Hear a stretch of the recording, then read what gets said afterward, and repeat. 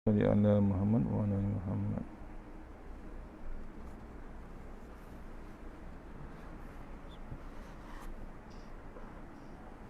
A'udzubillahi minasyaitonir rajim. Bismillahirrahmanirrahim. Assalamualaikum warahmatullahi wabarakatuh. Alhamdulillah rabbil alamin wassalatu wassalamu ala sayyidil mursalin wa ala alihi washabihi ajma'in. A'udzubillahi minan nar min syarril kufar wa min ghadabil jabbar wal 'izzati lillahi war rasulin. Allahumma ghnina bihalal haram wa bismika Allahumma ya daim ya hayyu ya fardu ya witr ya ahad ya samad. Allahumma shalli ala Muhammad wa ala ali Muhammad. Bismillahirrahmanirrahim. Bismillah ma sya'allah la yasuqu Allah. Bismillah ma sya'allah la yasifu suwayullah. Bismillah ma sya'allah man kana min ni'matin fa min Allah. Bismillah ma sya'allah la ya'ti bil hasanati Allah. Bismillah ma sya'allah la hawla wa la quwwata illa billahi al-aliyyil azim. Allahumma nas'aluka bi barakati syarifa antuhimal dunya. Amin ya rabbal alamin. Insyaallah pagi ini kuliah tazkirah bab jambatan ke akhirat. Insyaallah sambung lagi. Mudah-mudahan pengisian yang sebentar ini dapat kita bawa mengenai Allah Ta'ala, tak banyak sikit, untuk bekalan kita bab yang nombor 12. InsyaAllah kita mulakan dengan Al-Fatihah. A'udzubillahi minasyaitonirrajim. Bismillahirrahmanirrahim. Alhamdulillahirabbil alamin. Arrahmanirrahim. Maliki yaumiddin. Iyyaka na'budu wa iyyaka nasta'in. Shiratal mustaqim. Shiratal ladzina an'amta 'alaihim ghairil maghdubi 'alaihim waladdallin. Amin.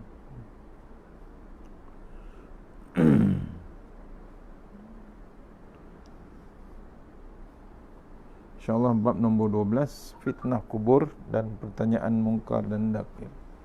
Fitnah kubur dan pertanyaan mungkar dan nakir, salah satu bab daripada buku Jambatan ke Akhirat. InsyaAllah. A'udzubillahi minasyaitonirrajim. Fitnah artinya huru-hara. Huru-hara kubur. Huru-hara ini meliputi azab kubur, himpitan kubur dan soal jawab di kubur. Semuanya ini adalah mengharu-birukan orang-orang yang mati. Mereka pasti akan berhadapannya. Ia betapalah ngerinya. Semuanya ini mengharu-birukan orang-orang yang mati. Mereka pasti akan berhadapan dengannya. Betapalah ngerinya. Kubur itu sendiri pula telah menamakan dirinya sebagai rumah dagang, rumah bersendirian, rumah gelap gelita, rumah tanah, rumah cacing, rumah liar, rumah sempit. Allahu Akbar. Siapakah yang tidak gentar mengenangkan ini semua? Itulah dia fitnah kubur. Ya. Bab ni menceritakan bab fitnah kubur, keadaan semasa, keadaan sebenarnya di dalam kubur, yang mempunyai cerita huru-hara di dalam kubur. Huru-hara ini meliputi azab kubur, himpitan kubur dan soal jawab di dalam kubur. Semua ini adalah mengharu-birukan orang-orang yang mati. Mereka pasti berhadapannya. Ngerinya dalam kitab Tanbihul Ghafilin, siksa kubur dan ngerinya, kedahsyatan dalam kubur. Kubur itu sendiri pula telah menamakan dirinya, ya, mengenalkan dirinya sebagai rumah dagang. Apa yang nak didagangkan kita daripada bab dunia kepada dalam alam kubur. Rumah yang bersendirian. Di rumah bersendiri macam-macam ada. Rumah kubur lain, tak sama dengan rumah kita sendiri. Rumah kubur kita di sendirian.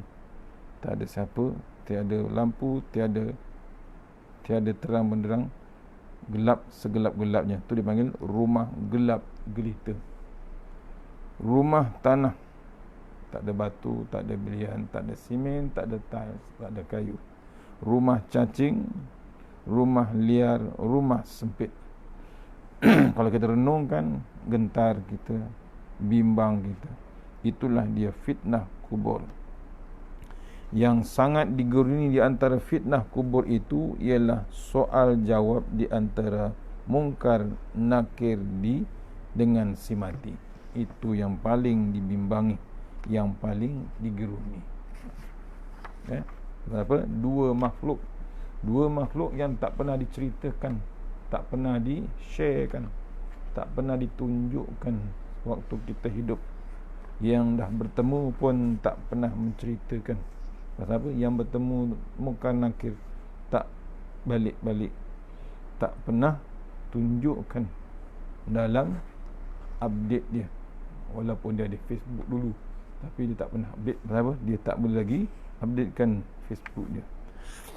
Siapakah malaikat munkar dan nakir? Bagaimanakah keadaan mereka, rupa mereka, tugas mereka? Menurut keterangan dalam Khash'af Al-Ghummah karangan Al-Alim Al-Alam Al-Syekh Daud bin Abdullah Al-Fatani, bahawa munkar nakir itu ialah dua malaikat penyoal di dalam kubur. Rupa mereka hitam, berbulu sampai ke bumi. Suara mereka seperti guruh yang amat kuat. Mata seperti kilat menyambar dan tangan daripada besi. Jika memukul mereka itu ke atas sebuah gunung yang besar sekalipun, nescaya hancur gunung itu menjadi debu. Ya, daripada kitab Al-Alamah Al-Syekh Daud Al-Fatani, muka surat 112. Ya, menurut keterangannya, munkar nakir itu ialah dua malaikat penyoal di dalam kubur. Rupa mereka hitam, berbulu sampai ke bumi. Suara mereka seperti guruh yang amat kuat.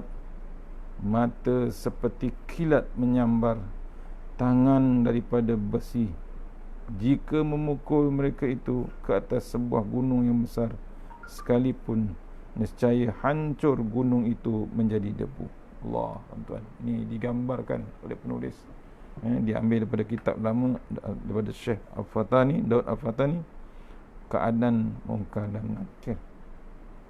Rambut yang panjang, suara macam guruh, rupa yang hitam, tangan daripada besi, mata macam kilat yang menyambar. Siapa yang mereka melihat mereka akan terketar-ketar dan berpaling lari. Tetapi siapakah yang mampu lari? Tidak ada yang boleh lari. Allah, bila terdepan, bila dia berhadapan dengan munkar nakir, larian mana kita boleh buat? Mana kita nak mengarah? Berpaling ke mana kita, tuan-tuan? Soal jawab dalam kubur adalah suatu ujian daripada Allah. Ujian ini kedengarannya mudah. Ya, kedengarannya begitulah. Tetapi sebenarnya bukan mudah. Ia amat berat, amat sukar, kecuali bagi lidah mukmin yang soleh. Itu dia penulis. Soal jawab dalam kubur satu ujian daripada Allah Subhanahu Wa Taala. Satu lagi ujian yang kita nak lalui ialah soal jawab di dalam kubur. Ujian kedengarannya memang mudah. Kedengarannya begitulah. Tetapi sebenarnya bukan mudah. Ia amat berat, amat sukar, kecuali dengan lidah mukmin yang soleh. Orang yang soleh, orang yang betul-betul takut dengan Allah Ta'ala, mudah dia menjawab. Ini boleh ditunjukkan dengan beberapa riwayat. Daripada yang pertama, daripada Anas radhiyallahu anhu, katanya Rasulullah SAW pernah bersabda, yakni maksudnya, sesungguhnya umat ini akan diuji dalam kubur-kubur mereka. Seorang mukmin apabila diletakkan dalam kuburnya, datanglah kepadanya malaikat, lalu bertanya, apakah yang telah engkau sembah? Jika Allah memberi petunjuknya, dia akan menjawab, saya menyembah Allah. Ditanya lagi, bagaimana pendapatmu mengenai lelaki ini, yakni Muhammad? Dia menjawab, dia adalah hamba Allah, dan juga pesuruh Allah Subhanahu Wa Taala. Tiada tanya lagi kepadanya sesudah itu.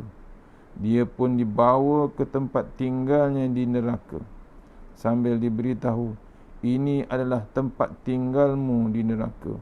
Tetapi Allah melindungi serta menyayangimu, lalu dia menggantikannya dengan tempat tinggal di syurga. Mayat lalu berkata, berilah saya pergi untuk menyampaikan berita gembira ini kepada keluargaku. Dia jawab, tinggal sajalah di sini. Sementara apabila seorang kafir diletakkan dalam kuburnya, datang juga malaikat kepadanya sambil mengherdik, apakah yang telah engkau sembah? Dia menjawab, aku tidak tahu. Ditanya lagi, bagaimana pendapatmu mengenai lelaki ini, yakni Muhammad SAW? Jawabnya, aku berpendapat sebagaimana juga orang lain bersependapat. Malaikat lalu memukulnya dengan pemukul daripada besi di bahagian antara dua telinganya.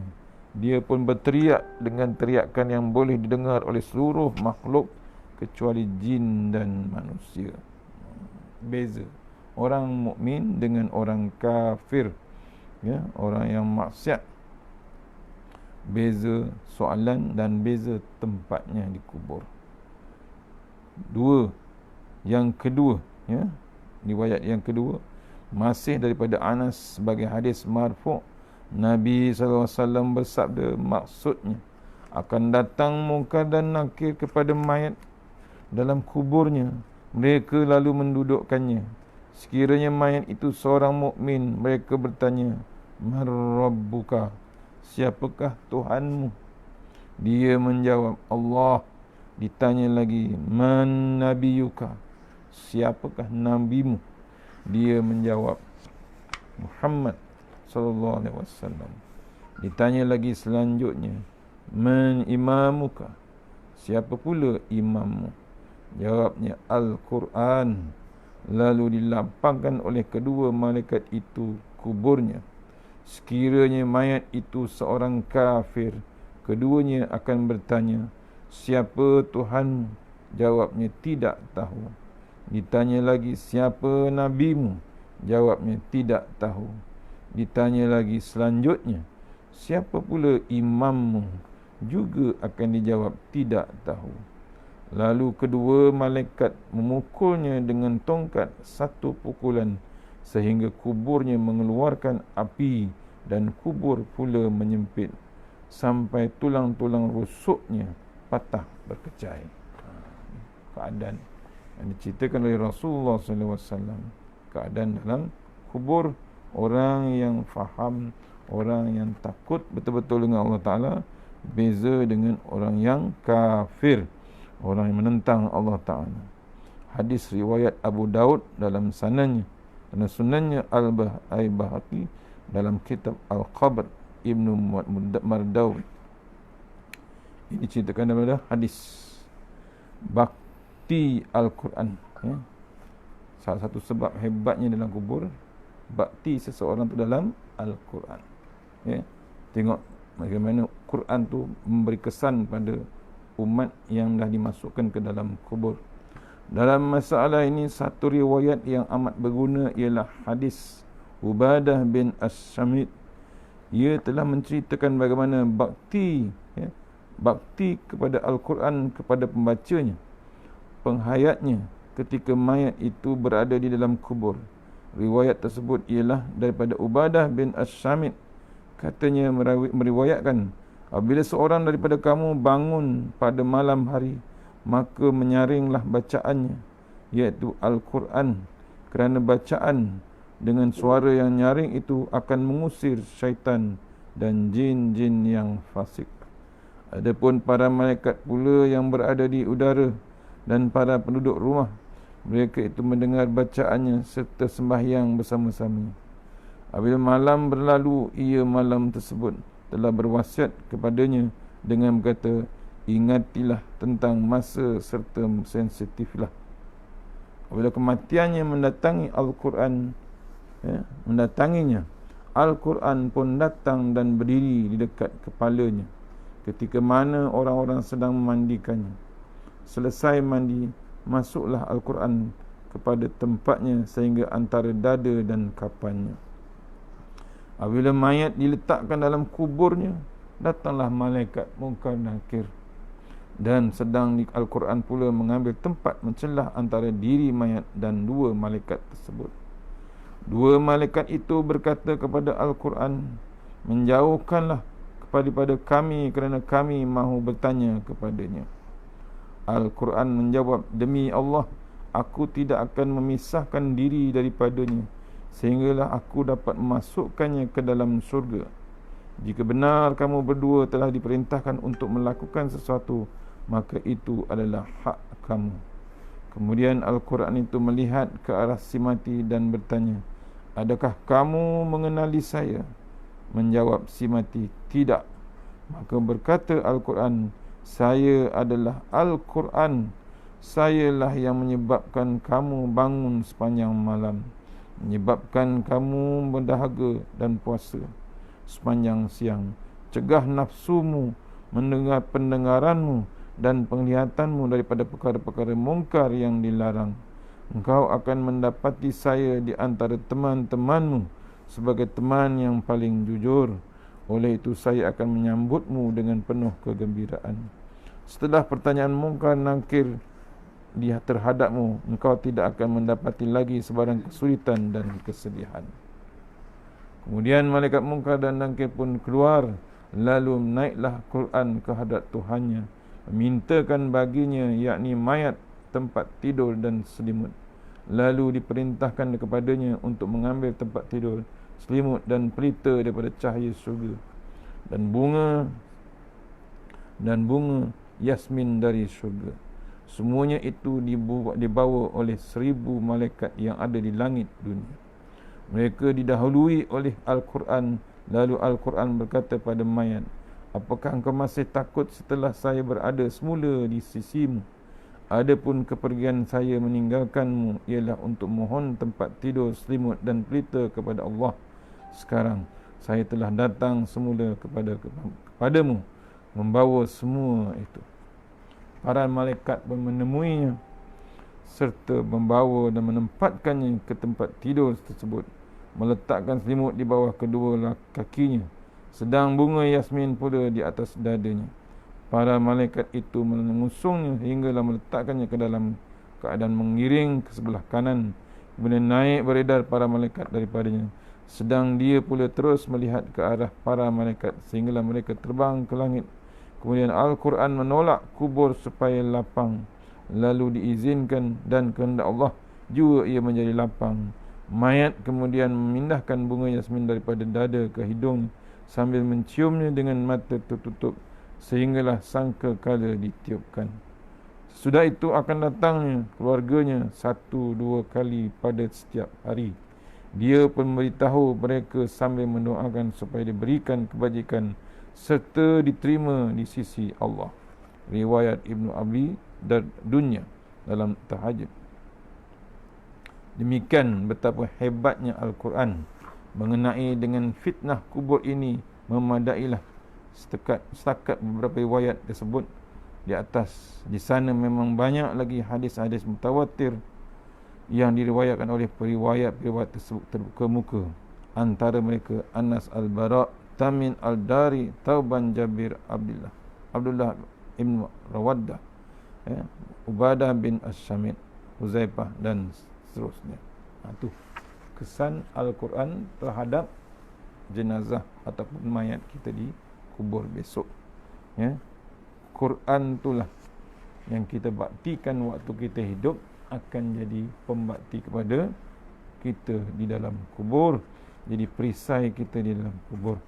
Seperti mana yang ditulis dalam kitab Tanbihul Ghafilin, baca hafal 2-3 ayat saja Quran tersebut akan menerangi kubur kita yang gelap gelita, jadi macam terbitnya fajar pagi, terbitnya matahari waktu pagi hari, terang benderang, fresh, tidak segelap yang sebenarnya.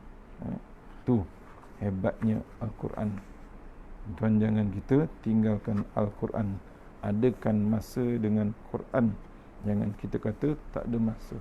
TV pun ada My Quran Time. Ya, cari jalan, adakan masa untuk Al-Quran. Supaya dia akan berbakti kita waktu kita di dalam kubur besok.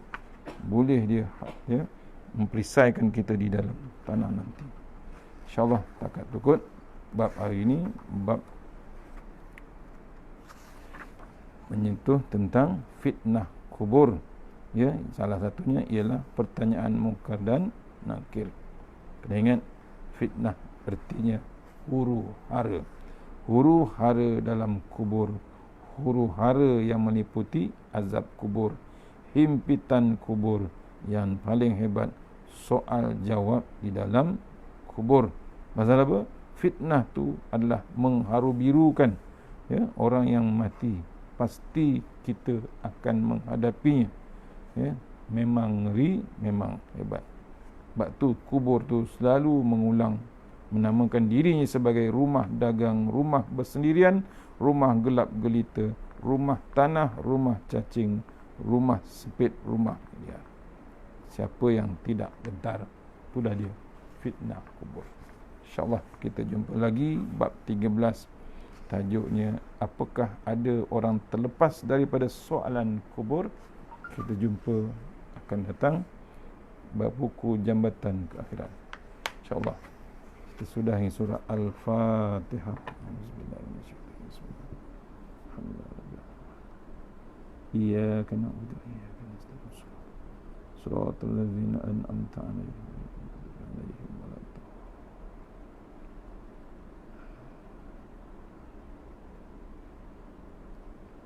A'udzu billahi minasyaitonir rajim. Bismillahirrahmanirrahim.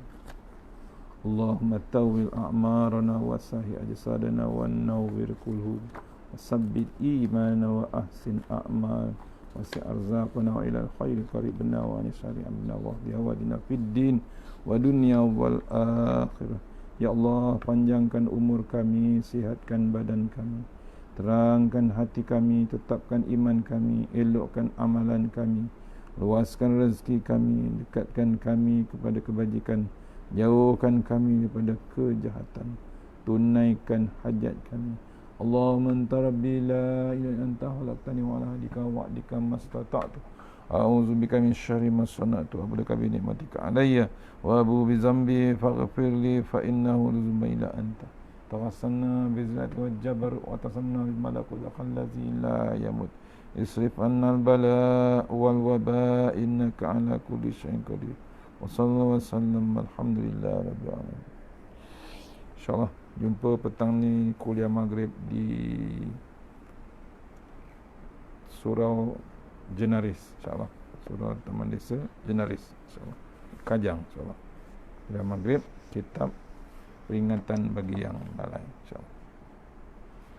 Assalamualaikum warahmatullahi wabarakatuh.